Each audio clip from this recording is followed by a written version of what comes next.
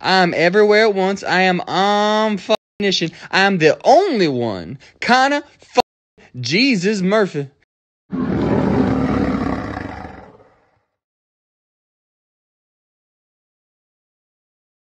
Hello friends, I'm here to talk to you guys about the dangers of psychedelic usage, and we're going to use an example from YouTube that's going on currently, which is Connor Murphy.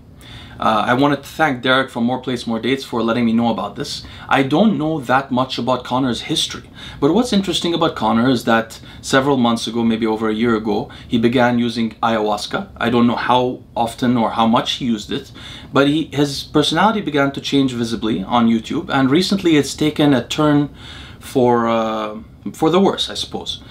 From what we can tell, of course, I don't know the details of his personal life, but what we can see is that a couple of things he's doing are very bizarre. One is that he's giving out his passwords for his credit card, for his online login information to his fans. He seems to be trying to give away his money, but he's developed clues for people to be able to get the money.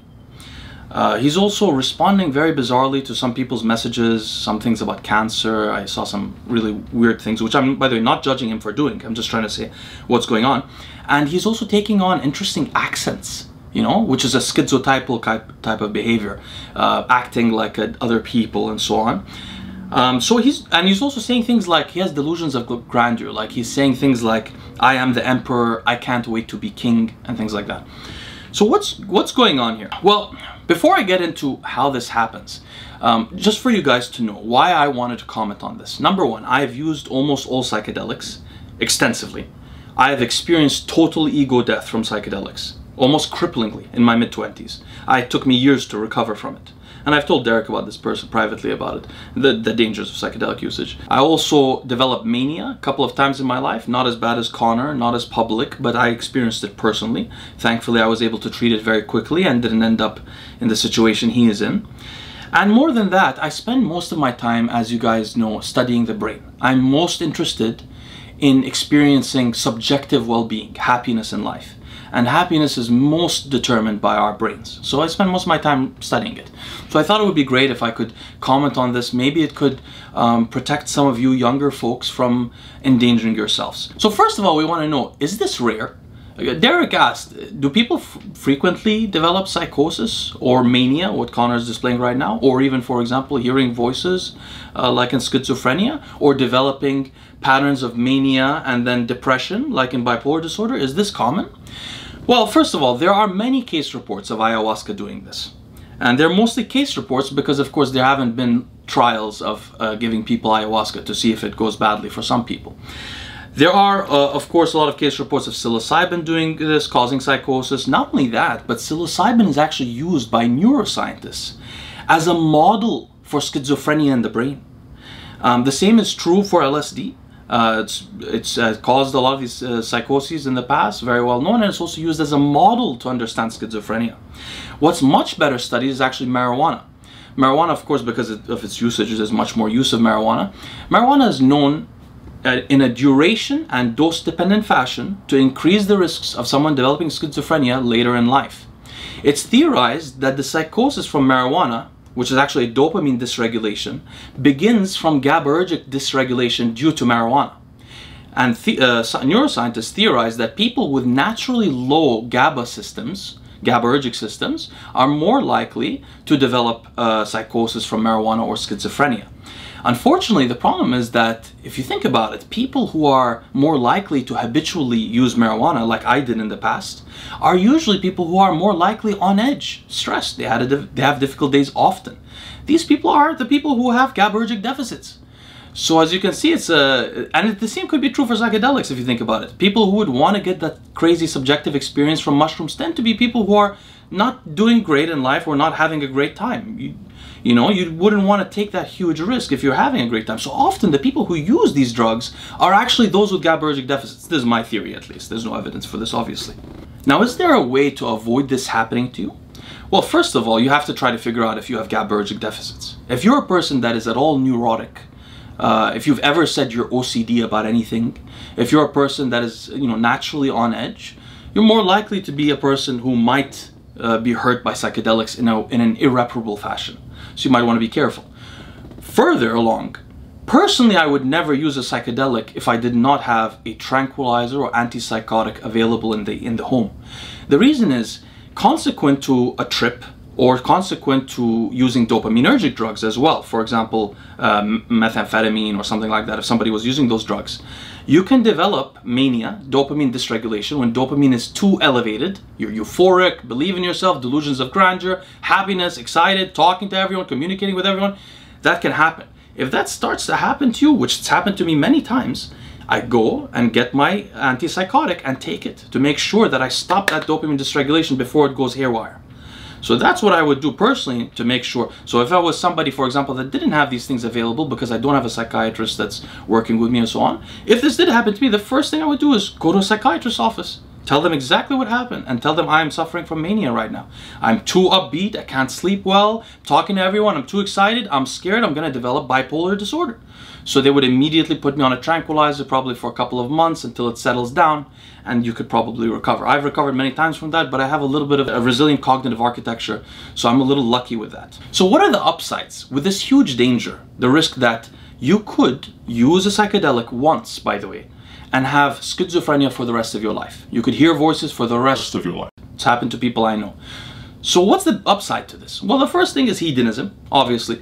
Not all psychedelics are pleasurable for everyone, but many people enjoy ketamine, marijuana, and things like that. So that's one thing. I don't think that that's a good idea. By the way, if you do need to do something hedonistic, I don't think it should be something so that's transforming your psychic, that's causing psychic shifts that are so transformational. It's too much on your mind, I think. Second reason to use it though is for people who want transformational subjective experiences. So who might these people be, the ones that might benefit from it? First of all, why academics are currently using psychedelics to treat people is mainly because of treatment-resistant depression. Particularly the kind of treatment-resistant depression, by the way, that means depression that's resistant to SSRI treatment. That kind of treatment-resistant depression, when it's melancholic, which means it's not an anxiety-driven one where the person's on edge and paranoid, but rather, for example, when the person doesn't feel a reason to live, can't remember the joys of life, doesn't see anhedonia, when people suffer from anhedonia and stuff like that, that's when it can be interesting to give someone a single subjective experience where they see colors and beauty in life and where their neurotransmitter systems shift. That experience can be so powerful that it can give people a reason to live. And it can shift also the way people think. So people, for example, that are very ego-driven, people who are find it difficult to empathize with others, to think outside the box, people who are driven by dogmas, those people can have great benefits from using psychedelics. Of course, with that risk of debilitating mental disorders. Now, Derek brought up an interesting comparison. I think he's been doing a lot of videos on trend lately. So he was talking about these trend horror stories. And he said that he feels that this psychedelic use of Conor Murphy scared him away from psychedelics the same way that those trend horror stories can scare people away from trend. I think that's what I understood from him. I think that this is a great comparison, and I think that the psychedelic one is even scarier. Because think of it this way. I currently have 2 subscribers of my channel who have liver cancer from steroids. By the way, you can barely survive liver cancer. Very unlikely to survive. Of those 2 people, one of them got liver cancer by using trenbolone. He didn't use any orals. He used trenbolone for 3 years straight, developed liver cancer. So, but the thing about that is, it takes 3 years. It takes a while. Very rarely do people develop liver cancer in a couple of months. And not only that, but there's some things you could do to protect yourself from liver cancer, right? Some things. You could have lower serotonin levels systemically. You could have higher T3 levels. You could, you could be doing tons of things for your liver actually to make it potentially function better. Let's look at kidney function. That's another thing that trenbolone often causes, kidney failure. Well, that rarely happens within a few months, right? That usually takes over a year of people being on anabolics, having hypertension, having all of that stuff going on. But there's still some things you can protect yourself with. For example, you can take empagliflozin, the SGLT2 inhibitor. You can take an ARB. You can take free radical scavengers. Same for the liver thing. You can do a few things. What can you do to protect yourself really from a psychedelic experience? Because unlike with trenbolone, you can take mushrooms one day and have schizophrenia for the rest of your life. Period. So there is nothing to me scarier than that. I mean, really almost nothing. Like, I would rather have liver cancer than be schizophrenic for the rest of my life. There's at least a chance I will recover from liver cancer. It's very rare to recover truly from schizophrenia, especially if it's been there for a while. Very, very rare. So I think, Derek, that was a great example, and it is a very scary story. I'm actually glad we're talking about it, because this is such a perfect example. I've been annoyed, honestly, personally, that in the last few years, psychedelics have developed this kind of like fashionable, people love psychedelics. They want to talk about them. They think they're great for neurogenesis. They're the healing part of the brain. Some people think that they see the reality when they're using psychedelics, like DMT and stuff like that. They're obviously very useful, but people are not commenting on this debilitating issue. They can ruin people's lives. I mean, let me give you guys an example. I was going to talk about this a bit later in the discussion, but this guy is Canadian, actually. I had a friend in high school. He went to Canada for university. I've mentioned it before on the channel. He went to Canada for university, started using marijuana within the first semester. He used marijuana and some mushrooms sparingly. Within 8 months, he developed what he says is bipolar disorder, but secretly I think is schizophrenia, but I think he doesn't want to admit it. And it just destroyed him. He was maybe one of the smartest people in my high school. One of the most intelligent people, unbelievably intelligent, and it destroyed his life. He was in a great university in Canada. He had to drop out. He couldn't continue. I mean, I thought he was hearing voices. I met him several times, but he said he wasn't. It was something very severe. Originally, he had mania, by the way, like Connor Murphy. What he was doing was he was going on Facebook and talking about politics. At the time, it was the Arab Spring in the Middle East. And he was from the Middle East, so he was very political and interested in it. And he was just posting constantly on Facebook. We were all a bit confused. That was the mania. I had never seen it before. That's what's happening to Connor right now. So it destroyed this guy's life. He dropped out. He ended up going back to university at the age of like 27 or so. And then he finished. I mean, it was a miracle that he was able to do it. And now he works in construction. And it's not a bad thing to work in construction at all. But I know how much pain he went through. I see it in his eyes. It's horrible. It destroyed my friend. It really did destroy him. And he might see this video, by the way. He follows my channel. But it's a true story. And it's something that should warn other people. Is the benefit that big? Is it worth risking that for the few of you that it will destroy your lives? I don't think so. Now, what about this concept of ego death, which Derek has been talking about? I think Derek has been focusing on ego death because that's the usual, sometimes that's a desired element from psychedelic usage for people, and usually it's the most common thing that people experience. That's not what Connor is just experiencing. He has clearly mania. Potentially he's hallucinating. I don't know if he is or not. He has mania, and he also seems to have ego death, but that's a separate issue. But let's talk about the ego death for a second. Are psychedelics useful for this ego death goal? What is the ego death goal? So this comes from Eastern philosophy, from Buddhism, Hinduism, and Jainism. It's this idea of reaching some kind of wisdom from meditating. In those religions, it comes originally from meditating. The goal is to develop the feeling of universalism. Universalism is a part of the perennial religions of the world. All of the religions of the world naturally have this idea of the falseness of the divisions between us. We are all one. We are all part of the universe. For example, you can think of it scientifically. Our carbon comes from the universe and exchanges over time. We're not always the same person. And who we are is actually connected to everything else very intimately. So in those religions, historically, they used to use meditation. Actually, they used to use psychedelics as well. In many religions, they use psychedelics. In Hinduism, for example, there's the cult of Shiva. There are ascetics in that cult that frequently use hashish. They also use hashish in a holy day of Hinduism. It's actually called Holi. It's a holy day of Hinduism called Holi. They drink hashish on those days. So that is part of the religion. What's my experience with this? I've meditated a lot in my life, and I've studied a lot about meditators and about religion. And I feel very strongly that actually it's much faster to reach that state of universalism where you actually feel the ego death. You are part of everything else. You're not separate. It's much easier to get that way with psychedelics than meditation. It's the fastest way. You can actually get a similar level of wisdom as some of those guys that meditated for years and years and years just by using psychedelics. And when you meet them, they might think that you're a meditator too. They might not even recognize that this is just from a psychedelic. So it is very effective. I admit that. It's happened to me myself. But as someone who has totally crushed my ego by psychedelics, is it a great thing to do? First of all, it may make you happier. If you're a person that is imprisoned by your ambitions, especially if you're imprisoned by social expectations of yourself, if you're imprisoned by culture, it can be uplifting to crush the ego. It can give you a shot at happiness, a shot at being in the moment. and not having all these expectations on you and ambitions, and you keep trying to move to the future but never living in the moment. If you're living with that kind of issue, it can really help you. But it may also weaken you for life.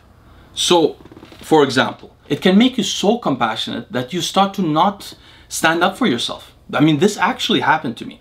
I got so compassionate after a period of using psychedelics that I became weak, actually. I wouldn't stand up for myself because I thought in the best of everybody, but not everybody else is playing by the same game as me. So other people looking for their welfare, I'm looking for their welfare too. So I get no welfare. You know, it's not a great thing. It can be quite bad for you. It can also make you not competitive. You know, I used to be very ambitious, for example, toward my career. To be honest with you, a lot of that ambition, the decline of that ambition, a lot of it has actually probably been because of psychedelic experiences, to be honest. Is that a good thing? For me it is, but because I'm still a little bit, you know, I still do some things. But if I totally lost control of my ambition, I might not be able to work hard enough to, for example, protect my daughter who's going to be born in a couple of months. What if my daughter got sick and I don't have money? You know, money isn't just for cars or yachts or anything, it's also to protect your family. So you need that some kind of ego to be guarding yourself, guarding your family, taking care of your life, because not everybody else is playing with no ego. Now, finally, I want to talk to you guys about one last element of this. Does this just happen from psychedelics? No, it doesn't. It also happens from dopaminergic drugs. This is one reason that I always caution people from using amphetamines on a daily basis. What can happen? Actually, let me talk to you guys about that. What can happen is this. In case this ever happens to you, I want you to know how it feels. What can happen is this. Say you took, and it would have to be a high dose. So say something like 20 milligrams of Adderall. Say you took 20 milligrams of Adderall one day, and then you kept doing it for a few days in a row. At some point, before your dopamine receptors downregulate and before your brain starts to try not to transmit dopamine, the effect of 20 milligrams of Adderall on you will be greater on a certain day subsequent to the first day. That is a change in dopamine regulation. This is very well known by practitioners, by psychiatrists, that people that use dopaminergic drugs can get this dysregulation where dopamine starts to really shoot up. Dopamine is very high. That's how bipolar disorder often happens, and for people who are vulnerable to it, schizophrenia. So for example, look at Hollywood. I live in Los Angeles. If you look at Hollywood, you'll find tons of celebrities that claim they have bipolar disorder. Why is bipolar disorder so common in Hollywood? Much more common in the rest of the world. Because of cocaine. Cocaine and stimulants often cause people to become bipolar. Let me give an example from my own life. I used to live in Skid Row, near Skid Row in Los Angeles. I lived in a nice building, but 4 blocks away from Skid Row. So I frequently walked by Skid Row for many years. And not only that, I lived there for years and years. Not only that, but I also originally wanted to write a book about the homeless population in Los Angeles. So I actually spent months and months interviewing homeless people there. I learned a great deal about their situation. And one of the things I learned, which really surprised me, was that at least 30% of the people I interviewed directly told me that they began hearing voices after they started using methamphetamine. In fact, I would honestly predict that at least 50% of the homeless population in Skid Row hear voices only after they began taking methamphetamine, meaning they develop schizophrenia from methamphetamine usage. It's very common. So overall, guys, psychedelics are very useful. But if you are a person that's vulnerable to the dangers of them, there is almost nothing you can do to protect yourself. Sure, you can take a dopamine receptor antagonist afterwards, try to attenuate the damage done, but the damage is done. If you do that to yourself and you are vulnerable, you can destroy your life forever. Is it worth the psychic shift that you could experience? If you're not in crippling depression, if you are not someone driven by dogma and ego that never is able to understand other people's perspectives, that can't get outside them, if you're not one of those people, I really don't think that you should do it. I don't think it's worth it. Even though I benefited from it, I do not think it's worth it. Thank you guys so much for listening. I'll see you soon.